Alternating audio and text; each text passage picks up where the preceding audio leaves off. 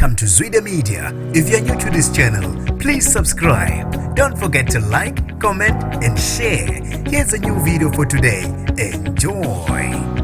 Basale enkundleni abasolo abayisithupha abebeyokwenza ubugebengu obuhleliwe kwenye izindawo ekhaya elisha ngesonto ntambama. Nginibingelele ngiphinde nginamukele kuphina kuphi lanibula khona le video. Mangoqala usijona kuleli khasi wamwelekele igama lami ngosibonga konke wakandwando Mothanda, ungambiza intatheli ka YouTube. Ngizocela usilandele ku Instagram @zwide_media. Kushone abantu abayisithupha emva kokudubulana nabaqaphi bendawo kwenye izindawo ekhaya elisha ngesonto ebusuku. Ngokwembiko evela kumaphoyisa athole ucingo oluphuthumayo ukuba baphuthume endaweni yesigameko endaweni ekuthiwa isemaphongwana ngaseDada Street ku side Singo 80 ngesonto ebusuku.